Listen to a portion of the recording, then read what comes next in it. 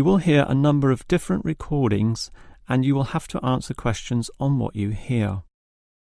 There will be time for you to read the instructions and questions, and you will have a chance to check your work.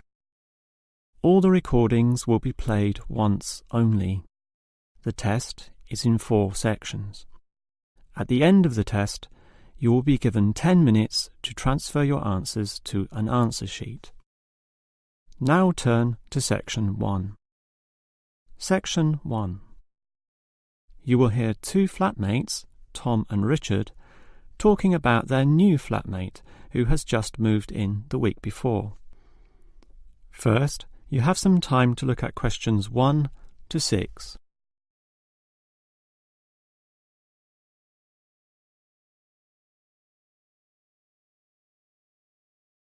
You will see that there is an example that has been done for you. On this occasion only, the conversation relating to this will be played first. Hi, Richard. I'm glad I caught you here. Can I just talk to you about something? Our new flatmate, Anders, is not quite what I had hoped. I was wondering if you shared my concerns about some of his behaviour. The new tenant's name is Anders, so Anders has been written in the space. Now we shall begin. You should answer the questions as you listen, because you will not hear the recording a second time. Now listen carefully and answer questions 1 to 6. Hi, Richard. I'm glad I caught you here. Can I just talk to you about something? Our new flatmate, Anders, is not quite what I had hoped. I was wondering if you shared my concerns about some of his behaviour. Yes, Tom, I know what you mean, but we can't be entirely negative. He has good points. I mean, at least he's quiet. He doesn't play loud music all night or bother others or turn his TV up, disturbing everyone. Sure, he's quiet, but remember our last flatmate? He'd say hi to you and smile and treat everyone politely. In comparison, this new guy is very impolite. He just grunts in reply and sometimes ignores me altogether. I guess that's just his way, just his character. I don't think he realises he's being impolite, and it shouldn't matter to us too much. We can just ignore him too and quietly live our own lives. But his friends are hard to ignore when they visit. I know what you mean, but how often does that happen? I rarely see them, maybe once or twice a month. If they came more often, it might be a problem, but as it is, such rare visits don't matter so much. Wouldn't you say so? Well, I'm not sure, since it's very obvious when they're here because of all the cigarette smoke in the house. It stinks up the place, and you know we don't allow smoking on the premises. Well, I've never seen them doing this. Maybe they do it outside. Perhaps we can talk to Anders about it. Always remember, though, in one respect, he's a good tenant. And it's the most important aspect. The previous flatmate would always pay the rent late. I know what you're going to say. This guy pays promptly. But there's more to being a good tenant than prompt payment. I mean, you need to turn off the TV, clean up your dishes, dress respectably, be polite, and so on. I guess what I'm saying is that basically you need to cooperate with the others, and this new guy fails significantly in this respect. OK, I suppose you have a point there. Before you hear the rest of the conversation, you have some time to look at questions 7 to 10.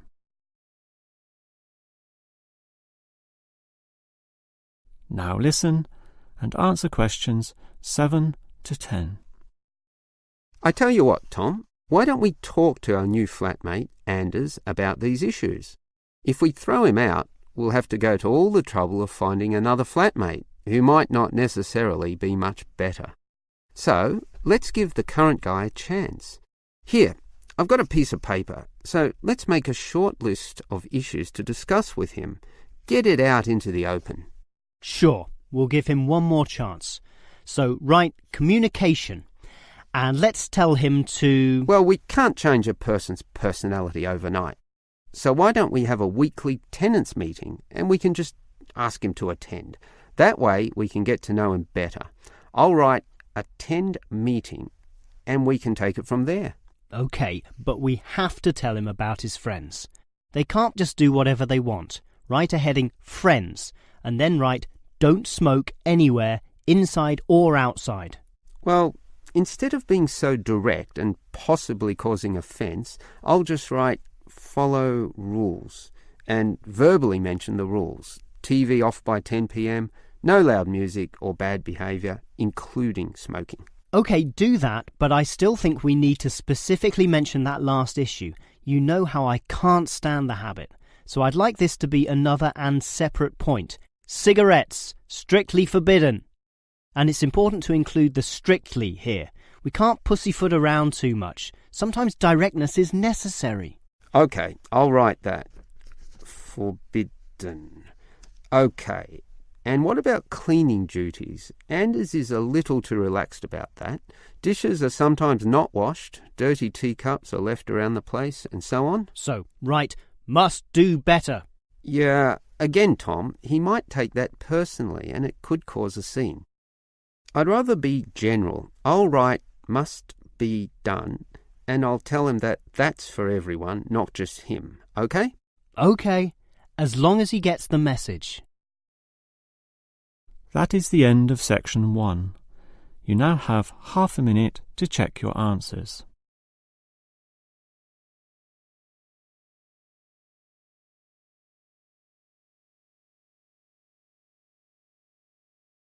Now turn to section 2. Section 2.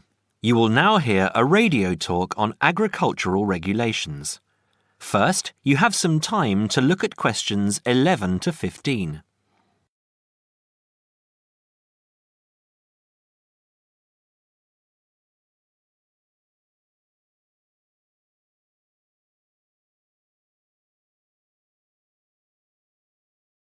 Now listen carefully and answer questions 11 to 15.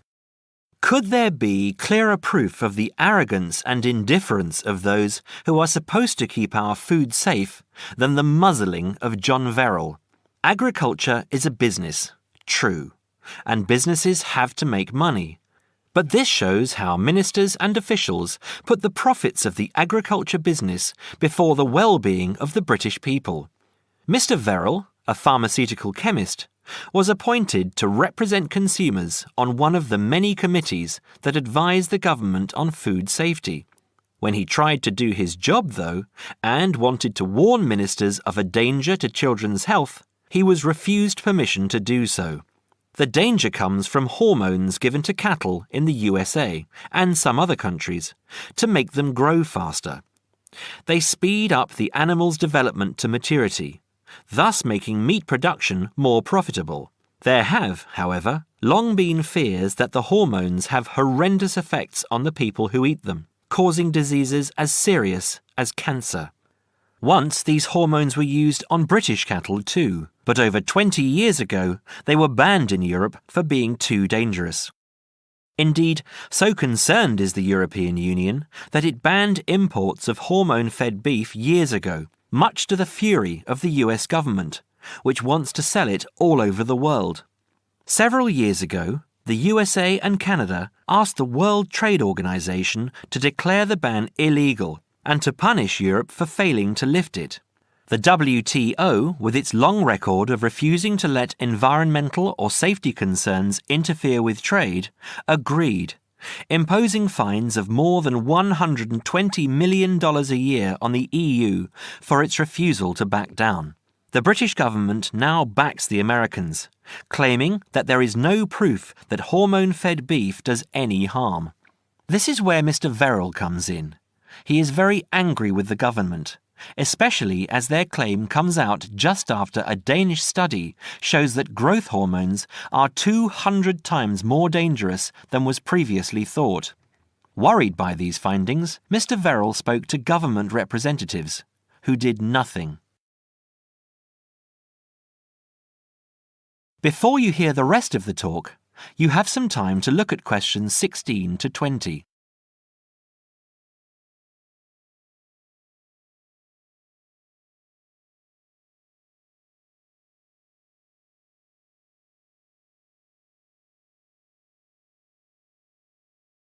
Now listen and answer questions 16 to 20. Not only that, but they have not been testing beef which is imported, which, by law, they are required to do. This directly affects the British public, as about 40% of the beef British people eat comes from abroad, supposedly from countries like Brazil, which does not allow the use of growth hormones. Brazilian beef is stocked by some British supermarkets and widely used in catering. Yet, when a Brazilian farm was recently visited by EU inspectors, a large stockpile of this banned substance was found. This is not the first food scandal we have had in our country. Take the present concern over a well-known chocolate company. Several months ago, the company found out that its sweets were contaminated with a rare form of salmonella, but they did nothing about it, leaving their sweets in the shops to be bought by the unsuspecting public. It was not until 5 months later, when several children had suffered food poisoning, that the chocolate bars were removed from the shelves. It makes you wonder how many other dangerous foods have been allowed onto our plates. That is the end of section 2. You now have half a minute to check your answers.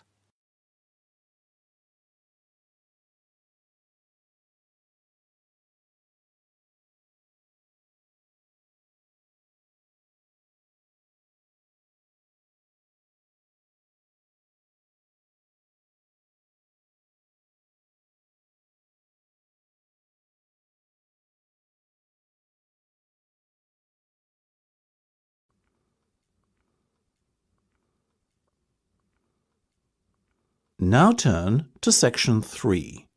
Section 3. You will hear a discussion between two students and their tutor. First, you have some time to look at questions 21 to 25.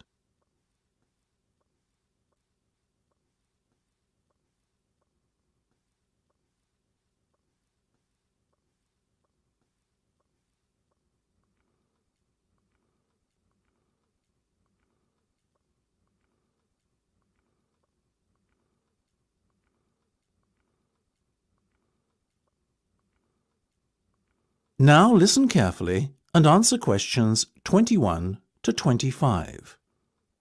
Okay, guys. First off, well done. That was a very good presentation yesterday. Now I'm just going to ask you questions about it before I give you my feedback. That okay? Sure. Of course. Right. Well, in that case, tell me, Niall, why did you choose to talk about Rafael Nadal? To tell you the truth, I didn't. I think I'd better let Sheena handle this one. Sheena? Yes, it was my decision to pick Nadal. Now, that might be a strange choice for a presentation entitled Someone Who Inspired Me to Study Psychology, but... Yes, but I was going to say, it does seem rather an odd choice. Was it simply down to the fact that he's a sporting hero of yours and so a role model? You talk about him a lot, Sheena, so this much is clear. It's true. Nadal is someone I look up to, but my reasons for choosing him were totally professional. You see, I doubt perhaps in the history of tennis that there was ever a better match player than him, and that got me thinking, what is the secret to his success? How does he control his nerves so splendidly? The more we started to look into his background, the more I realised Sheena was right. Nadal was a perfect candidate for this study. He is, on so many levels, a very well-balanced character, and it was fascinating to gain an insight into the mind of this great champion over the last few weeks. I'll admit that I was at first somewhat unsure about whether or not I should back Sheena on this one, but it didn't take long for our research to put us at ease. So, while most of the students were researching Freud and other visionaries in the field of psychology and psychoanalysis, you were looking into a present-day sports star? Does that not strike you as a little odd? Of course, we knew it was a risk. After all, there was a danger that no one, least of all you, would take us seriously when we stood up on stage and started our presentation. That said, I think it is in the spirit of psychology to be inquisitive and adventurous and not just stick to the conventional. Otherwise, how would the field have come so far, as it has done already? Well, I must say, your risk certainly paid off. Yours was, without a shadow of a doubt, the most interesting and original presentation I saw. And judging by the reactions of the other students, I would have to say that everyone else was equally impressed. Thank you. I'm so glad you think so. Yes, but notwithstanding your excellent presentation content, we must remember that the marks for this project are awarded based on a number of criteria, and we'll examine those in a few minutes. But first, another question. Where did you find your sources? Well, and I don't quite know how we managed it, but we were able to secure a face-to-face interview with Nadal while he was over here for the Wimbledon Tennis Championship, so we weren't reliant on newspaper articles and interviews or any other forms of secondary sources. We did, however, find the library's sports archive an invaluable backup aid to help us fill in the gaps and piece together our interpretation of what makes Nadal such a mentally strong champion. Before you hear the rest of the discussion, you have some time to look at questions 26 to 30.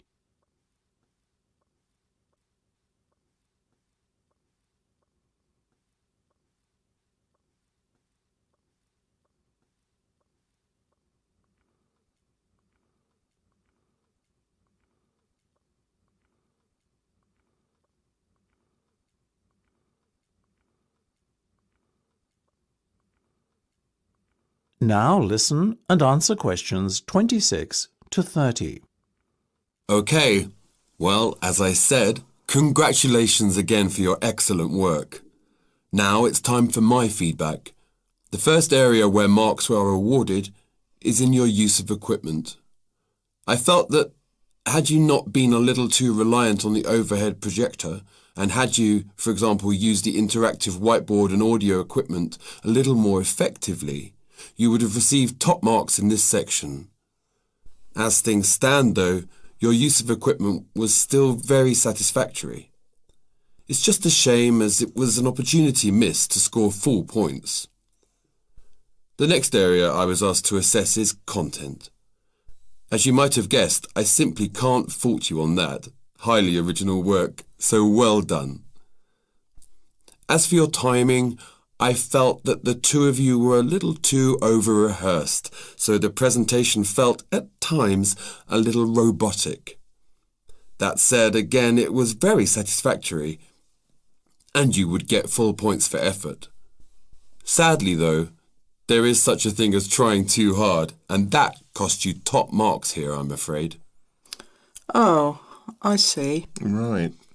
What was particularly impressive, though, was the thick handout you'd prepared for everyone. I took it home to read through it afterwards, and it was very well written.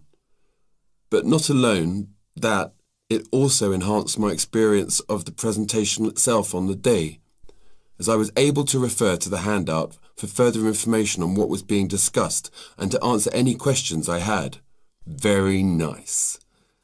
As for your level of interaction, well, you had so much that you were intent on packing into your 20-minute time slot that sadly you ran out of time at the end, which left no room whatsoever for interaction and no one had the chance to ask you any questions. You've probably guessed, therefore, that you did worse than average in this department, and unfortunately, your score will have to reflect this. Oh my goodness, everything sounded so positive at the start. That is a big disappointment. We worked so hard. Now, don't be so quick to get deflated. Remember, your presentation skills only count for 15% of the project grade. Your score in this assessment, even if it were terrible, would still not be enough to prevent you from getting top marks overall. It's very hard to score well in the presentation assessment anyway, so believe me, you both did reasonably well. Thank you. I wish I felt like that. Yes, your feedback was very constructive. We're just a little disappointed with ourselves. Why? That's the end of section 3. You have half a minute to check your answers.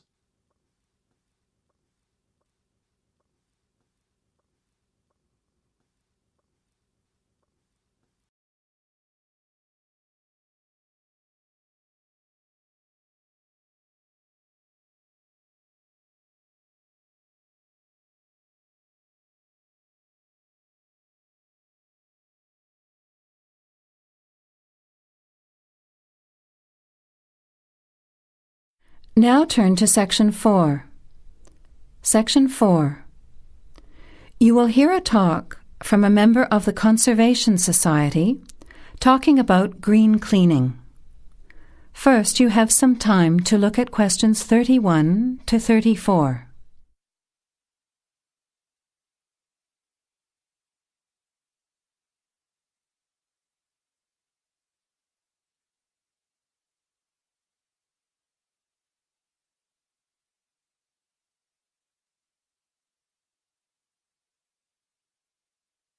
Now, listen carefully to the talk and answer questions 31 to 34.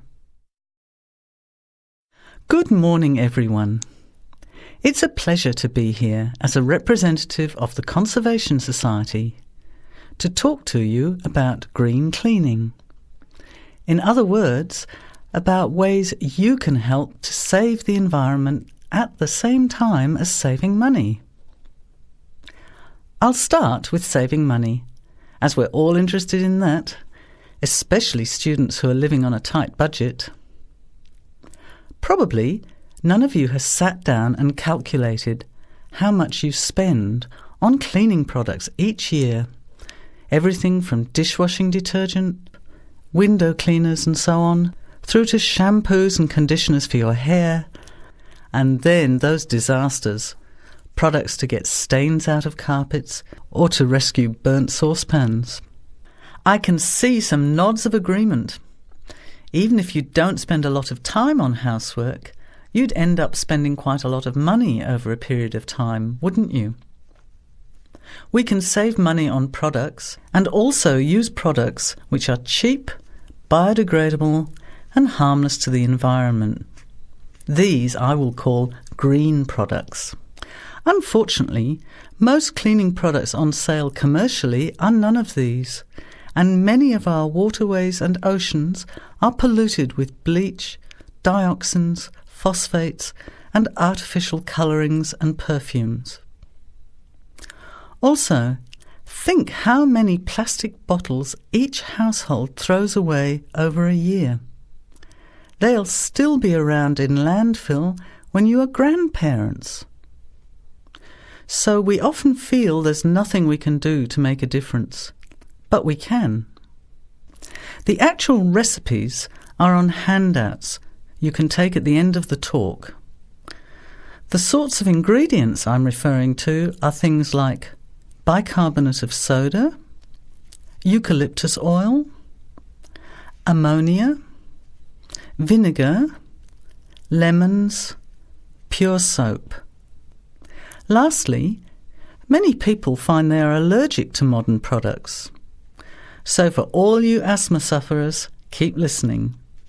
Nothing in these recipes should cause you any problems. An end to itching and wheezing.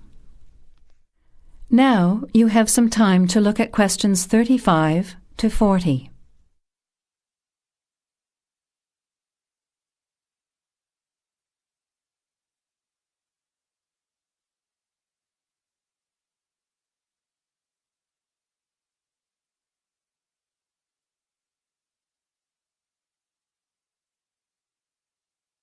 Now listen and answer questions 35 to 40. So, let's start with spills and stains. Soda water is wonderful as an immediate stain remover.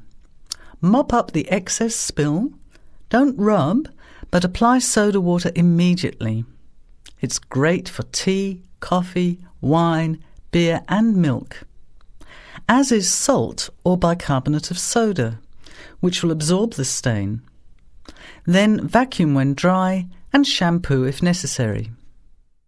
While we're talking about disasters, let's quickly look at some others that can be avoided. Bicarbonate of soda is wonderful for removing smells, especially in the fridge. An open box in the fridge will eliminate smells for up to 3 months. And those terrible burnt saucepans, either sprinkle with our good friend bicarb again and leave it to stand, or cover with vinegar and a layer of cooking salt. Bring it to the boil and simmer for 10 minutes, Then wash when cool. Much cheaper than a new saucepan. Then there are heat rings on wooden furniture. Simply rub with a mixture of salt and olive oil, or for scratched furniture, use olive oil and vinegar. Now, let's look at general cleaning. First, the floors. If your floor covering is made of slate, cork or ceramic tiles or lino, it probably only needs a mop or a scrub with vinegar in a bucket of water. Carpets can be shampooed using a combination of pure soap, washing soda, cloudy ammonia and some boiling water. You put a small amount of this mixture onto the mark on the carpet, rub with a cloth until it lathers, and then wipe off the excess. A smelly carpet can be deodorized by sprinkling bicarbonate of soda on the surface, leaving overnight, and vacuuming off the next day. Cleaning in the kitchen, bathroom and toilet is the next section. That is the end of Section 4.